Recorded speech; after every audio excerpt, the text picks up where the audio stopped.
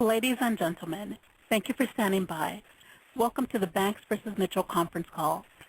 At this time, all participants are in a listen-only mode. Later, there will be an opportunity for questions and comments. Instructions will be given at that time. As a reminder, this conference call is being recorded.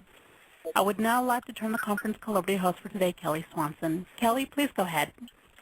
Thank you, operator. Thanks, everybody, for joining in. I'm so excited about this particular show in general, Saturday, June 22nd at the Barclays Center, featuring as a main event Paulie Malignaggi against Adrian Broner. But I'm really excited about this fight we're going to talk about on this call today.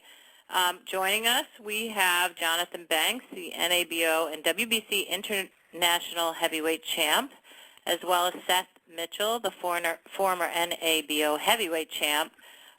We are also joined by Dave Iskowitz and Tom Loeffler, who's the managing director of K2 Promotions, and everybody knows Dave, chief operating officer of Golden Boy. And we will be hearing from both fighters. They're on the line at the same time. So without further ado, I'm going to turn it over to Dave to make the introduction. So Dave, go ahead. Thanks a lot, Kelly. Thank you, everyone, for being with us this afternoon. June 22nd, Barclays Center in Brooklyn. We've got a great show. Our main event, Paulie Malignaggi versus Adrian Broner in a 12-round fight for the WBA Welterweight World Championship. Of course, we have Johnathon Banks versus Seth Mitchell for a 12-round fight for Banks' NABO and WBC International Heavyweight Championships. This is actually going to be the first heavyweight fight in the history of Barclays Center, by my calculations. So that's little added piece of history for the show. And then opening the Showtime broadcast will be Sakio Bika versus Marco Antonio Parabon in a 12-round fight for the WBC Super Middleweight World Championship. The event is promoted by Golden Boy Promotions. Banks versus Mitchell is presented in association with K2 Promotions. We're sponsored by Corona and AT&T. We'll be live on Showtime Championship Boxing at 9 o'clock Eastern Time, with preliminary fights airing on Showtime Extreme at 7 o'clock Eastern Time, and the event can be heard in Spanish using Second Audio programming. Those of you who are in the New York area, no excuse not to be there. We have great seats still available, but they're going fast. Very reasonably priced, starting at $25 and ringside $250, which is, again, in this day and age, 2 world title fights and a great heavyweight fight. You really can't go wrong. Tickets are available through Ticketmaster or at the American Express box office at Barclays Center. Say a few words. I'd like to introduce a young man who is a former standout Michigan State University linebacker. He found his true calling in the boxing ring.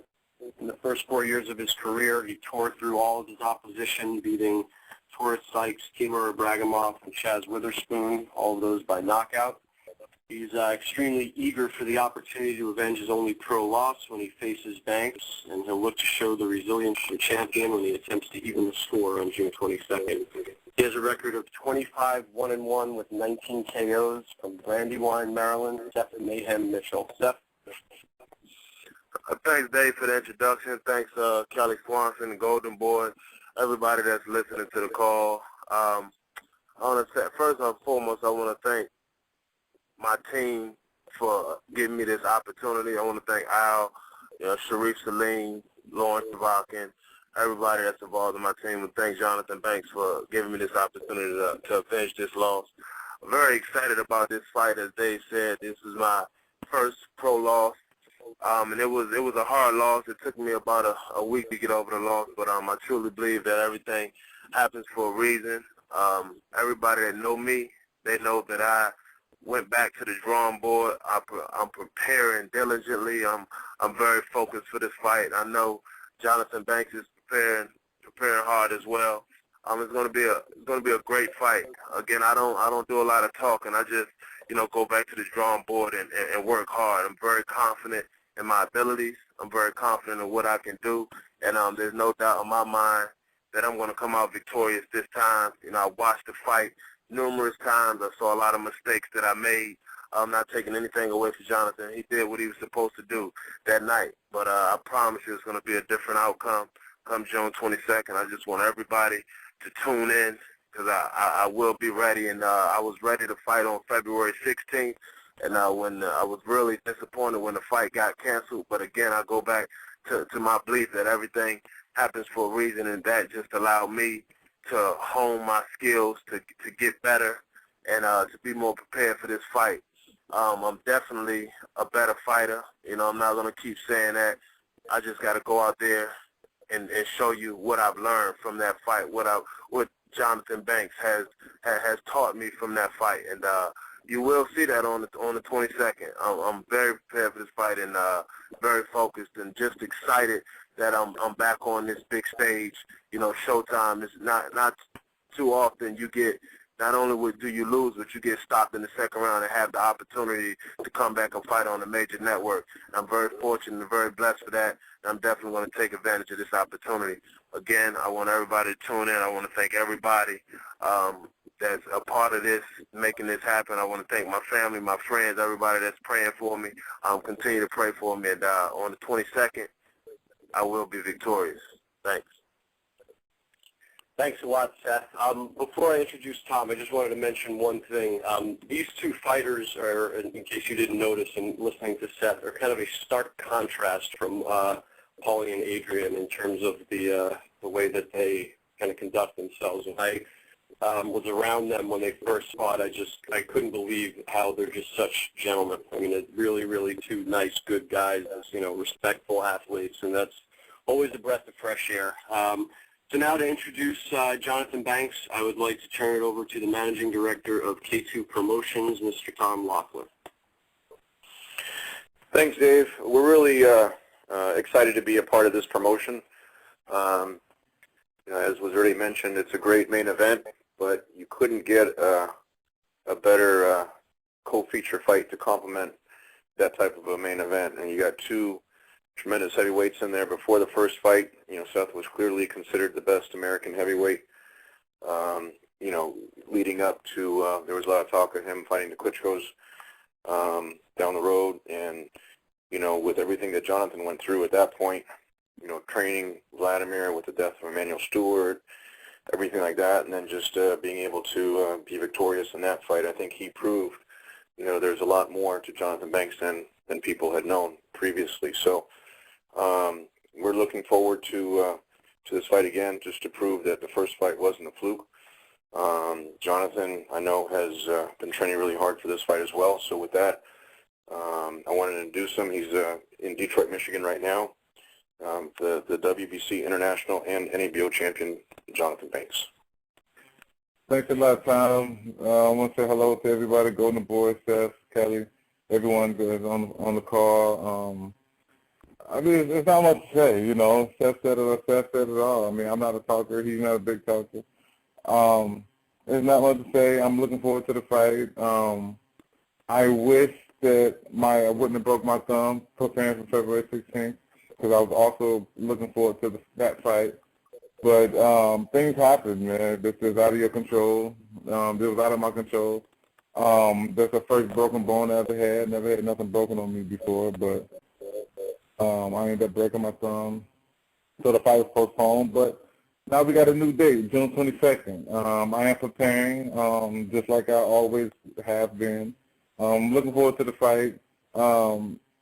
I just always believed that Seth Mitchell was one of the best heavyweights out there, and I still think so. So I would never underestimate a guy like that. I look forward to the fight. I know it's going to be a big challenge, but, I mean, the challenges is all a part of life, and I accept every challenge that ever came my way. I'm not walking away from the challenge. I accept it. I accept it as it comes, and I really believe that the heavyweight division is going to be it's just going to be filled up with excitement again, because this fight, this heavyweight fight, is going to be a good fight. Thanks a lot, Jonathan. I guess we can now turn it over to media for questions. Thank you. If you would like to ask a question or have a comment, please press star 1 on your telephone keypad. This will place your question in the order it was received. Once again, if you would like to ask a question, please press star 1 on your telephone keypad now. And our first question comes from Lem Satterfield with The Ring. Hey guys, how are you? And good, man. How you doing? I'm doing well, Seth, I know one of the things, in watching your tape and in talking to you, I'm sure you looked at the things you got away from in this, your biggest fight of your career. And my question is, how do you practice, like, patience? How do you practice executing and also being loose at the same time without, I guess, being robotic?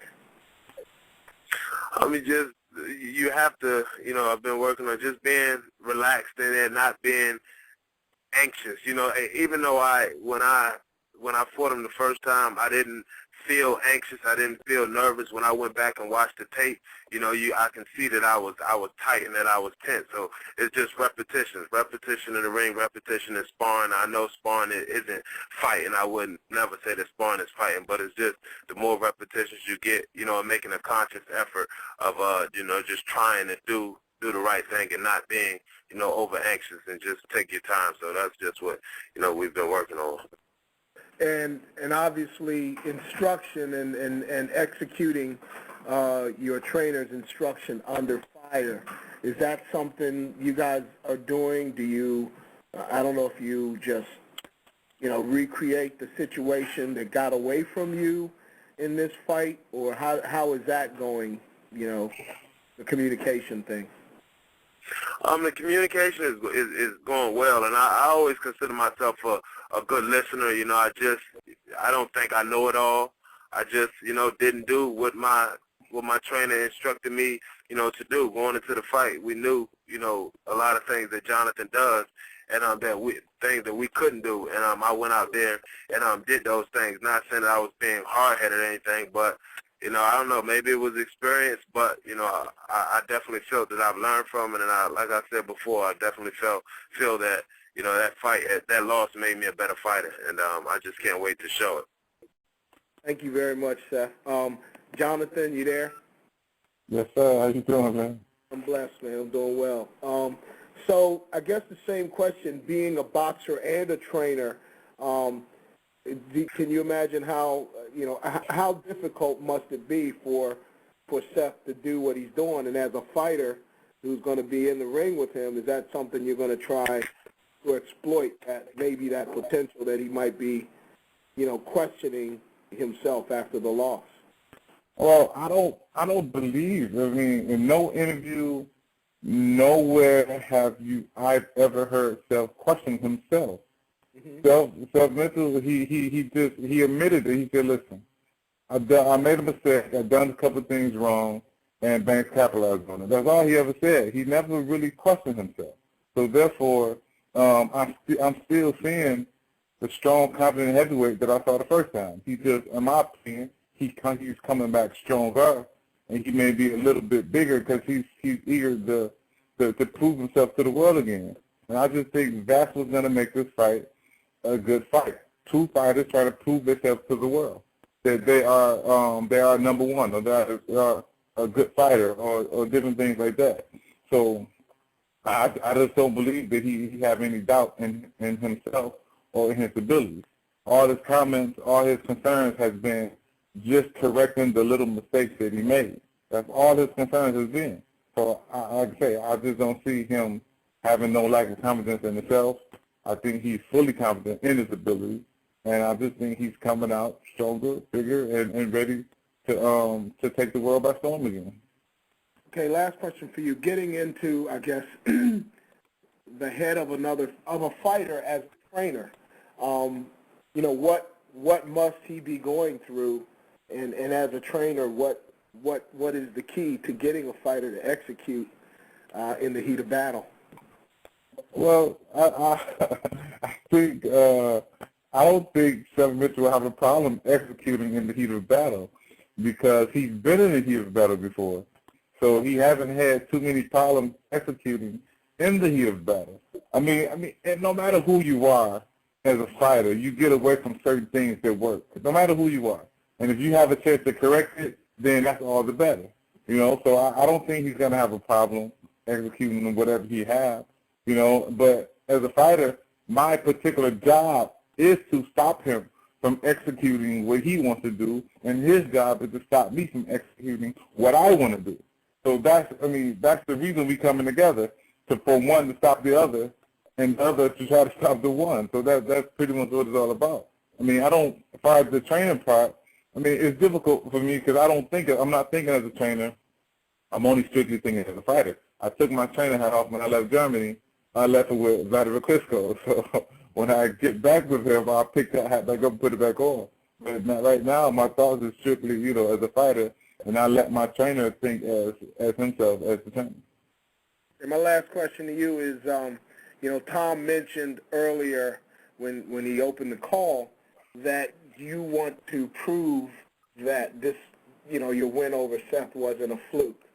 Is that something that you feel has been out there? Because I know Seth has given you full credit for executing, and, I'm just kind of wondering where Tom might be getting that, where have you heard anything like that makes you... Well, you hear a lot of things for the public, I've heard different things saying, well, he just was a hyped up individual. But none of that really, that doesn't matter to me because I know Jonathan Banks. I know that that I was prepared and that I was just going out for a fight.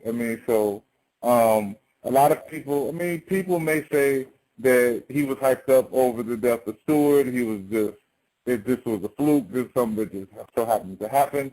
But, that stuff, it doesn't bother me. I've heard it. It plays no effect on me. It doesn't bother me because, like I say, I know what it was and I know what it is. And the thing about it, at the end of the day, it's still going to be a fight. So I don't believe in flukes. I don't believe in just so happen to become this or that. I prepared for the fight and I became victorious. And this is a fight that's about to happen again. We both are preparing for the fight. Only one man could be victorious. So, I just, as always, I always wish my opponents a healthy training camp. And I wish myself a healthy training camp so we can get in there and perform in front of the world. My last question for both of you, who is the pressure most on in this fight? Is it on Seth because he lost, or is it on you because you won a fight that some people thought you were going to win, were going to lose, and now you have to prove it's not a fluke? Which, to both of you, who's got the most pressure on him, or who's, in your perception, who's under the most?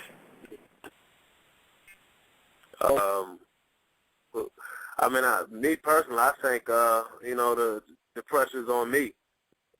The pressure's on me. It's one thing to lose, but it's another thing to lose back to back to the same fighter.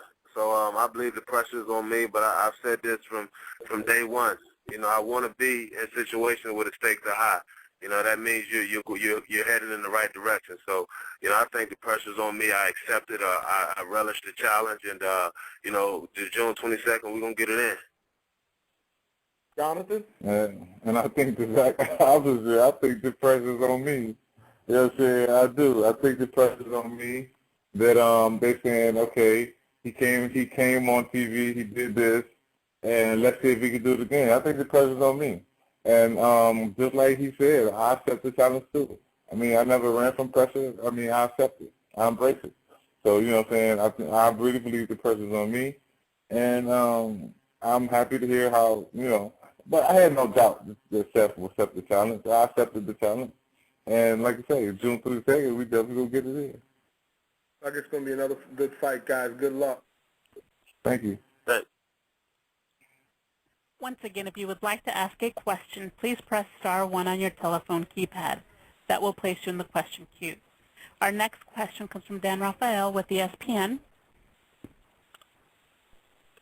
Hey guys, good to talk to you today. Looking forward to this one. I'll start my first question for Seth. After the fight, the first fight, I know there was you had the right to ask John to give you the immediate rematch, and I'm sure that you spent some time thinking about it and talking with your trainer and your team. But was there any discussion or thought, either in their minds or in your minds, about the prospect of possibly taking some interim fight first rather than going right back in with the guy that had stopped you? Not at all. This is a true story. when I went back into the dressing room, I was devastated, that I had lost. It was a tough loss for me. But my first question to Al, I asked him two questions. I said, how far did this set me back, and when can we get the rematch?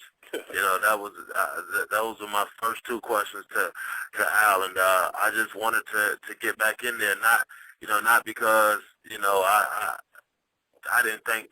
I just wanted to get back in there because I'm a fighter and I lost. When stakes are high, this is a very, very important fight, for me, and I understand that, and I don't tend to bet, with my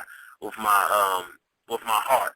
When I'm betting, I bet with my head, and I truly believe that I, can beat Johnathon Banks. He beat me the first fight, but I truly believe that I'm a better fighter, and I can show better than what I showed. And that was just my mindset. I wanted to get in there and correct this wrong. And I know he's gonna come to fight, but I'm gonna come to fight as well. And like I said, man, I'm truly a better fighter. I keep saying that, and but I don't like to really talk a lot, man. I just got to go out there and show, and that's why I want everybody to just tune in on June 22nd, and they're gonna be in for a shot. They're gonna be like, wow, this cat really did. Go back, look at his tape, see what he did wrong, and this loss definitely made him a better fighter. Seth, when you asked Al those two questions in the dressing room, what were his answers about being, how much did this set you back, and when can we get the rematch? He said it did. He didn't ask it. He said it didn't not long. Actually, he answered the question probably about 2 or 3 days later, and he said it probably was about a 7 or 8 month setback, but we'll get that rematch and just take care of business. So nobody on your, I understand you as the athlete, the competitive spirit of the desire to go and, make things right in your mind and get the revenge and all that.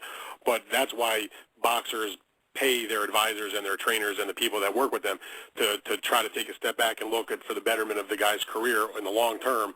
Did anybody on your team, Al, Sharif, whoever, talk to you about maybe taking an interim fight, trying to convince you otherwise, even though you were going to be very adamant about wanting to do the immediate rematch? I mean, did anybody on the team think that maybe it was best to take an interim fight? There was no talk about a interim fight. The only time that came up is when Johnathon got hurt, and once Johnathon got hurt, I honestly didn't want to wait 7 months, another 4 months to fight him. I wanted to stay active and fight, but things happen for a reason. That didn't happen, and June 22nd is going to be Johnathon Banks and Mitchell too. All right, thank you very much, Seth. I wanted to ask Johnathon also, John, when hey, Dan. ready. How are you, Johnathon? Good to talk to you, by the way. I'm good, man. My pleasure, man. Good to talk to you. When you were getting ready for the second fight and you had the thumb injury, obviously that's not the type of thing you can go into a fight and fight with. But can you talk about the circumstances of what happened with that and what your feelings and thoughts were right when that happened and you knew that there's no way you can go in there and this was going to have to be postponed? Well, actually, I was going to fight with a broken thumb because I wanted to fight. And I don't like to, me personally, as a fighter, I don't like preparing for a fight. Because when you prepare for a fight, you spend your money. Preparing for a fight, and then you call the fight off. I don't like doing it. And I was going to go through with the fight. Vladimir Klitschko called me and asked me not to go through with the fight. He said, dude, you broke a thumb. Why would you take a risk going into a fight handicapped? I wasn't thinking with my mind. I'm thinking with my heart because I just want to fight. That's just me. I'm saying regardless. I mean, I want to fight. So I sat down, thought about it, and it was bandaged up. I couldn't use it. I was just going to use my left hand to finish up the training. But, no matter what, I mean, I listened to what he said, and I went on, and that's why I went on and called out the fight. But, I mean, I didn't want to do it because, I mean, no fighter likes to hear about this now the fight was canceled a week and a half, 2 weeks before the fight. So it was really it took a call from Vladimir Klitschko to convince you not to go into a fight of this caliber, this significance, with a hand that you would obviously not be able to use very well. Yes, because I just wanted to fight, man. I'm telling you. I mean, you're right. I'm a fighter. I just want to fight. So I figured if I could walk, if I could talk, if I could throw it, I said let's fight. But I mean, like I said, he talked to me. That's why once again, that's why you surround yourself with people that are knowledgeable about the game. So when you're not thinking knowledgeable, they can bring you back to reality. Okay, so now in retrospect, the way that it ended up going down, I have to imagine that you feel as though you made the right decision, postpone this. Oh, definitely, back in a couple of months. Definitely. I definitely made the right decision because, I mean, as I said, once I said I thought about it, and I said, you know what, he's right. Why would I go in and fight handicap? You know what I'm saying? Because I don't like to say, okay, Jonathan Banks, you lost the second fight, what happened? I said, well, I don't want no excuses. I want to be 100%. If I lose, let me lose at 100%. I can live with that, losing at 100%, but I can't live with being halfway ready and then I lose. I don't want nothing like that to happen. Well, and then also, if you do lose in that situation, then you're in a position of, do I just keep my mouth shut and I got the loss, or do you say something and have guys like me say, all you're doing is making excuses? Is that exactly? Well, I was just keeping my mouth shut. You would never know unless somebody else came and told you. Unless somebody came and whispered in your ear there, you wouldn't know, because I wouldn't have said nothing. Do you think that from a pain threshold and a physical aspect of making the fight, that you could have actually gone and fought with a broken thumb? Nah, I know I couldn't. I mean, I couldn't even ball my fist up. It was too swole. It was too swole for me to ball my fist up. But I'm just talking to you about the will of a fighter that wanted to fight. That's how I'm coming to you, son. I think I wasn't thinking as a individual saying that, you know what, I shouldn't fight because it could be long-term damage, it could be nerve damage. I wasn't thinking that like that. So. Okay, so how is the thumb now? Everything, I mean, are you perfectly back to normal? There's no issue? Everything is fine. Everything is good? Everything is fine. Well, I'm glad to hear that. Everything is good. Hey, Tom, are you there? Tom Loeffler? Yeah, I'm still here. Did you, are you the one that called up Vladimir and told him, talk to Jonathan, he's acting crazy? No, actually, Jonathan had let him know ahead of time once he got the, he went to see the doctor and everything like that, and I think he was just looking at letting Vladimir know. I naturally agreed with what Vladimir explained to him because in a fight like this, at this caliber, and it's so much at stake, it just doesn't make sense to go into it. I mean, every fighter, is never really 100%, after sparring and little nicks and bruises and things like that. But to have a broken thumb and to go into a fight like this just wouldn't really have made sense. Although it did take a little while to convince Jonathan of that. I know that. All right. Thanks, Tom. Thank you, Seth and Jonathan. I appreciate your time. See you in a couple weeks. Thank you. All right. Thank you. Once again, if you would like to ask a question, please press *1 on your telephone keypad now. Our next question comes from Adam Denman with BoxingTalk.com. How you doing today, Seth? I know that in your last fight with Jonathan, you're on your way to a professional, title shot against one of the title holders. And I know you were hurt against Chaz Witherspoon. You recovered in that fight. How was it, was it more difficult to recover against Jonathan Banks because of his experience? I guess you could say he did the right thing against Chaz Witherspoon when I got hurt and he had got close. He allowed me to grab him and gave me, the time to recover.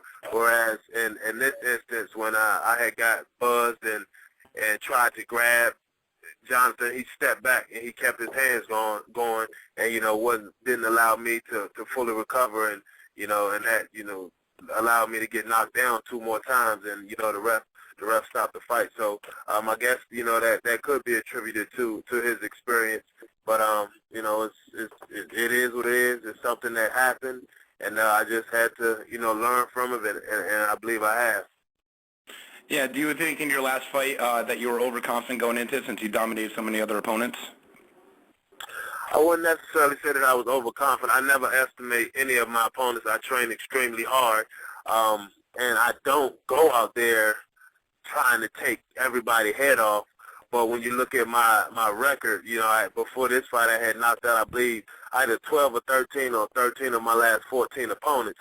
And then when I went back and looked at the tape, even though I don't my mouth. I don't say that I'm trying to go out there and destroy my opponents. That's what my actions, showed. And, it caught up with me that night. Yeah, and my last question for you is, obviously Jonathan being a trainer and also a fighter, he gets to see different tactics that fighters use to the ability to beat another opponent. Do you think, him obviously being a trainer and a fighter, that helped him adapt to your style since, you have a little less experience than him?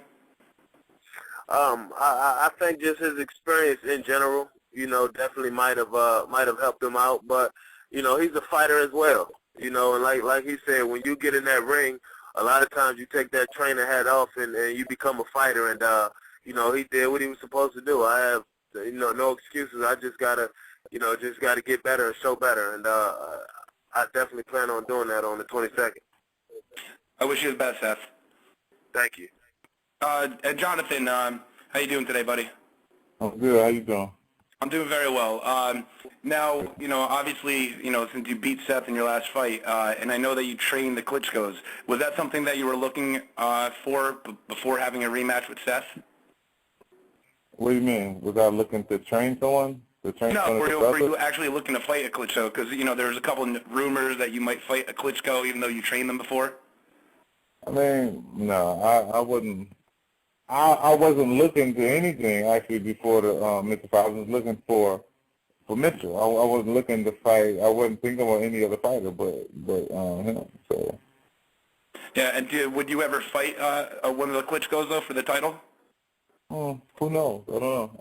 That's a question. That's a question that really can't be answered because the question really is null and void if I can't be successful on June 22nd. Yeah, that's true. And now your training style, do you think that helped you in the fight against Seth Mitchell last time? Having that training mentality, and then like Seth just said, the training mentality kind of goes out the window, and then the fighter mentality takes over. Well, I figure I just wear two different hats. I wear a training hat and a fighter hat. When it's time for me to prepare for my fight, the training hat goes off and the fighter hat comes on. So the two doesn't connect with one another. When I'm a fighter, I'm a pure student of the game, and I'm listening to my trainer. When I'm a trainer, that's when I'm a peer trainer. I'm a teacher of the game. So it's just two different situations. So to answer the question, I don't think it didn't hurt me, but I don't necessarily say it just helped me out to be a trainer in boxing. And then obviously having Emmanuel Stu in your corner for a while, that obviously rubbed off on you. How did his training tactics help you as a fighter and also as a trainer? Well, it's most of all you got to understand that for a little over 15 years, I've traveled with him. I've been around him and lived with him. I learned a lot from this man. So I can say everything that I've accomplished in boxing, that and a lot of things I accomplished in life I owe to him because he taught me so much, and he was a big influence. And I wish you the best too, Jonathan. I look for a great fight. Thank you. I appreciate that. Thank you. Take care. All right, and our next question comes from Gene Wong with the Washington Post. Hi, Seth. Hi, Jonathan. One question for both of you guys, same question. Just talk about some of the challenges mentally and physically you have in such a long layoff. It's been 7 months since you fought. What are the difficulties of waiting so long in between fights, and kind of how do you kind of manage that? Well, for me, I just, once the fight got pulled, I was back in the gym. We fought November 17th, I believe. I was back in the gym the first week in December. Not training like really hard, but just getting back into the gym. And once the fight was scheduled, I went into my training camp, and then once the fight got postponed, I just, stayed in the gym, but I wasn't killing myself in the gym because, you don't want to overtrain or peak too soon. And that's just how I handle it. I'm always in the gym. In 6.5 years, I've never been out of the gym longer than 3.5 weeks. I always go to the gym. I just believe starting so late, I have to, stay in the gym to continue to learn. And I believe that's why my learning curve has, grown so rapidly. But it's just, staying in the gym, not get overtraining, not sparring all the time, because your body, you mentally and physically, you can get, worn out. At least I can. But just stay in the gym and stay sharp and try to learn, from my trainer Andre Hunter. That's just how I approached it. But I'm ready to go though. Jonathan, same question to you. I mean, obviously you had the injury too to heal from, but just the long layoff, and how do you expect that to affect you, if at all? I mean, the layoff, I mean, I've been off longer than this, so it doesn't affect me at all. I mean, you talk about, I've been in boxing for quite some time now, so a long layoff, short layoff, the preparation is the same. So, nah, I don't feel that it will affect me at all. Great. Thanks. Good luck to both of you. Thank you.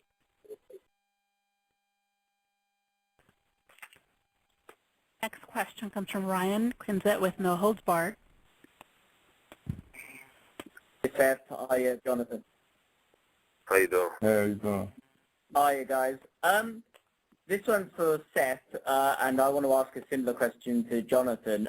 World title shots at heavyweight are often handed out to fighters after just a few solid wins. It's fairly easy to get a world title shot at heavyweight sometimes compared to other weight classes. Do you think victory over Johnathon will get you close to a world title shot, and do you think you're ready for one? I definitely think that a victory will get me closer. If hopefully a title eliminator or somewhere, in that caliber. And I definitely feel, that I'm ready. I've grown a lot, and this fight has definitely made me better. And on the 22nd, the world will see that, I'm not calling the first fight a fluke at all. I've said from day one, Jonathan did what he had to do. He did what he's supposed to do, but he also made me a better fighter. And I definitely feel that I want the big fight. After this fight, I have to go out here and take care of business. But after this fight, I definitely want the big fight, and I definitely think it'll move me closer to a title shot. Not only because I just won my next fight, but it says something to accept the challenge and fight the person that just not only beat you but stops you in the second round, to not fight anybody else. Go back, take care of that business. And it just shows the character, shows the type of fighter and the type of person, the man that I am. Well, before you lost to Jonathan, you were, quite frankly, the highest ranked prospect in American heavyweight boxing. I mean, you were above the likes of Jennings and Wilder and all of that, and that loss set you back somewhat. But would you say that victory over Jonathan would just put you straight back where you were anyway? It would basically just delete your loss on your record. I believe it will. I believe it will, and that's why I'm training. I've trained very hard. I'm ready to fight now. Actually, I'm just maintaining now, but I'm excited about the fight, and I definitely think that winning this fight, it might even put me higher than what I would have been if I had lost, because like I said before, it says something about a man's character. It says something about a fighter to not take any tune-up fights and just go back in there and win the fight. It shows something about the type of metal that you're made of. Well, because there are lots of boxers who would not do that, would not, especially a boxer who'd just been knocked out by a guy. It's very, very rare to see him get straight back in the ring with the same guy. Exactly. And this one's to Jonathan. It's a similar question. I hope it's not too controversial for you.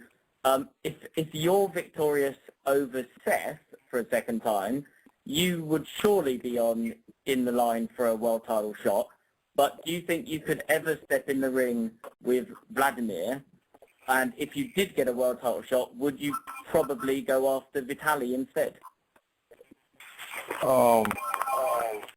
That is it's a little difficult question to answer because I mean, I can't adjust my vision to see past June 22nd. So I mean, that's what's on my radar. That's the biggest. That's I mean, I don't know if you saw Seth Mitchell, but he's a big guy. I got a big old guy in front of me.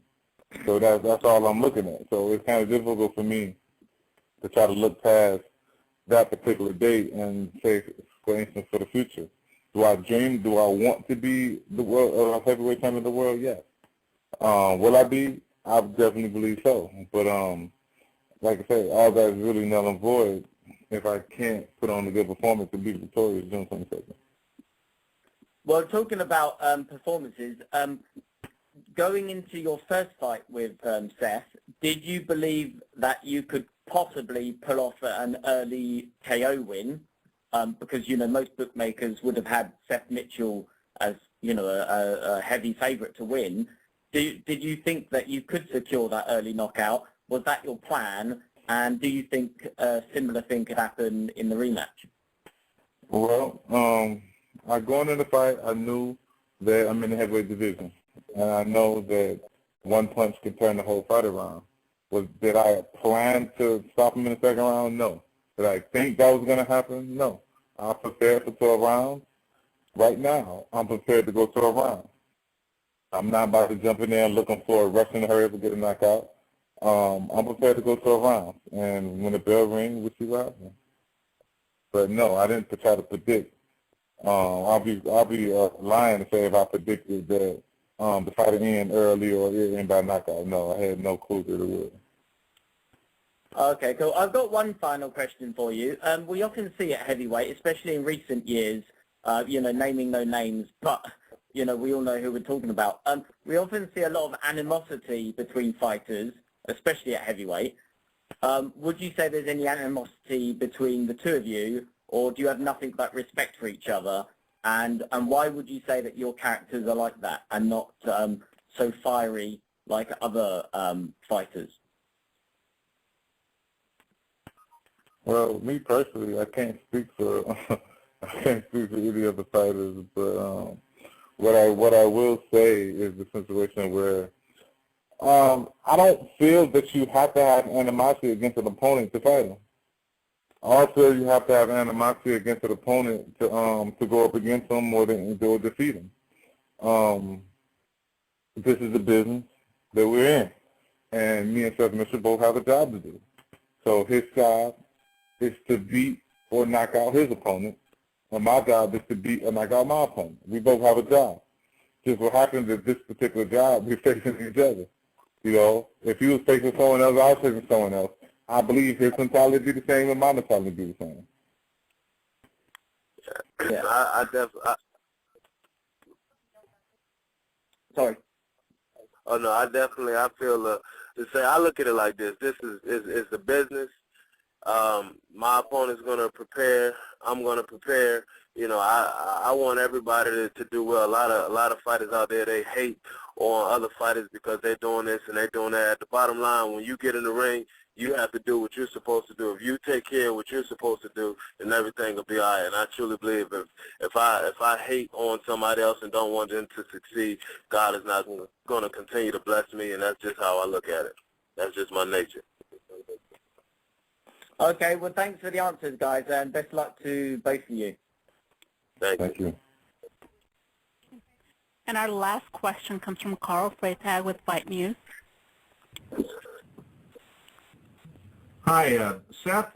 Because of the way the first fight ended, do you feel that you need to not only win this fight, but win in a really explosive way? I need to win the fight. That's my mindset. You know, obviously I always want to go out there and I want to look impressive, and my style resonates with the fans and with the people. But at this point in time, this stage of my career, especially with this fight, the victory is most important. I got to get the W. You were just talking about being a professional and doing your job. What do you think about the way that Malignaggi and Broner are approaching their fight in the main event? You know, that's to each his own. You know, I'm big fans of both of them. Adrian Brown and me and him have a personal relationship. I know Paul Malignaggi, but not on a personal relationship. But both of them are hell of a fighters, and you know, I can't speak on you know, how they sell their fight. That's just what they do, to each his own. But I know I'm looking forward to a good fight. Okay, and for Johnathon, you stopped him early the first fight, so you already have kind of a blueprint on how to do it. Are you going to be looking to just go out and land something big again? Is that the way to beat Seth Mitchell? I think going out trying to land something big is the way you get something big landed on you. But so I didn't plan that the first fight. I didn't go out trying to look to land something big, and I'm not gonna go out there this time trying to look to land something big. I mean, I'm a boxer. That's what I do. Move around the box. So if I see an opening, I try to capitalize on it. You know, but like I say, it's gonna be a tough battle. It's gonna be a tough fight. But am I looking to go out there, start winging punches and see what happens? No, that's not what I'm gonna do. Then same question for you about Malignaggi and Broner. What do you think of the way they're approaching the fight compared to the way that you and Seth are approaching the fight? Well, it's almost the same thing Seth Mitchell said. I mean, to each his own. These are these guys' personalities. And I think no matter what, when you have two fighters, you must show your personality. These guys, man, they talkers. This is what they do. This is their personality. So that's what they're doing.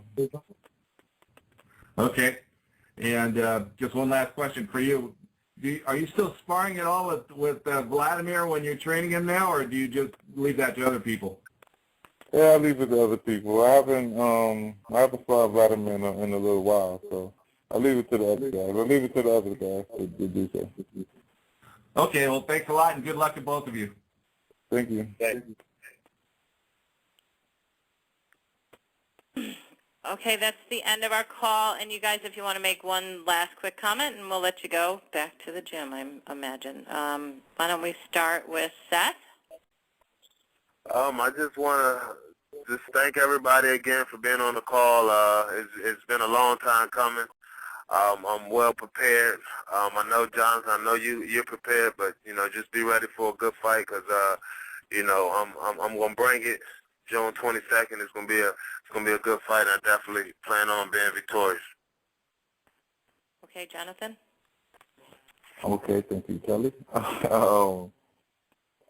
Everything pretty much was said. I mean, I wish Seth Mitchell a good training camp, a good finishing of the camp, hopefully no injuries, and I wish myself the same thing.